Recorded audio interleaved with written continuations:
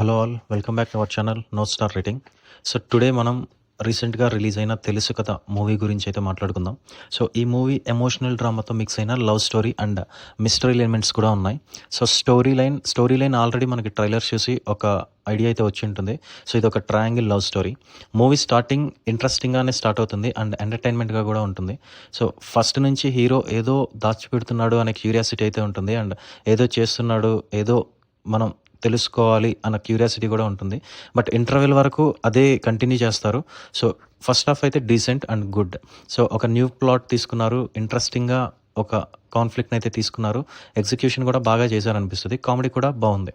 ఇంకా సెకండ్ హాఫ్కి వస్తే second half కంప్లీట్గా చేంజ్ అయిపోతుంది. సో ఫస్ట్ హాఫ్లో హీరో దాచిపెట్టే ఆ మిస్టీరియస్ సీక్రెట్ని సెకండ్ హాఫ్ స్టార్టింగ్లోనే ఆడియన్స్కి తెలిసిపోతుంది. అండ్ అతను ఎందుకు అలా బిహేవ్ చేస్తున్నాడో దానికి రీజన్ అయితే ఎక్స్ప్లెయిన్ చేస్తారు. సో నేను ఎక్కడా స్టోరీని రివీల్ చేయట్లేదు, రివీల్ చేసి స్పాయిలర్ అవ్వాలి అనుకోవట్లేదు. అండ్ సెకండ్ హాఫ్లో ఎమోషన్స్కి ఎక్కువ స్పేస్ ఇచ్చారు. హీరో ప్లేస్లో ఉండి కనుక ఆలోచిస్తే ఖచ్చితంగా ఎమోషన్స్ కనెక్ట్ అవుతాయి. పాజిటివ్స్కి వస్తే మన డీజేటీలో స్క్రీన్ ప్రెజెన్స్ బాగా మెచ్యూర్డ్గా యాక్ట్ చేశాడు అండ్ అవుట్ స్టాండింగ్ పర్ఫార్మెన్స్ అయితే ఇచ్చాడని చెప్పాలి. మెయిన్గా Siddhu and viva Harsha conversation చాలా బాగుంది, ఎంటర్టైనింగ్గా అనిపిస్తుంది. ఇద్దరు హీరోయిన్స్ కూడా చాలా బాగా యాక్ట్ చేశారు అండ్ రాశి ఖన్నా చాలా బాగుంది ఈ మూవీలో. డైరెక్షన్ బాగుంది. సో డైరెక్టర్ నీరజ కోనా, తనది ఇది first debut movie. So debut మూవీతో సక్సెస్ అయిందనే చెప్పాలి. డైరెక్టర్గా మంచి స్క్రిప్ట్ తీసుకున్నారు, స్క్రిప్ట్ బాగుంది అండ్ ప్రతి యాక్టర్ నుంచి తనకి ఏం కావాలో ఎగ్జాక్ట్గా యాక్టింగ్ని తీసుకోవడంలో సక్సెస్ అయ్యారు.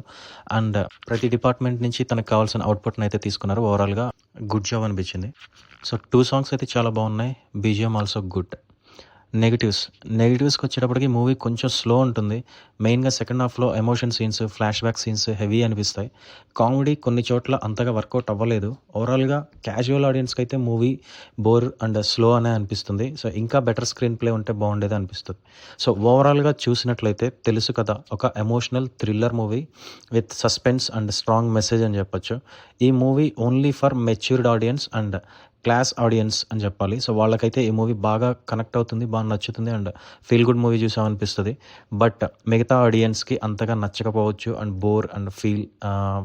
బోర్గా ఫీల్ అవుతారు. సో ఇది నా పర్సనల్ ఒపీనియన్ మాత్రమే.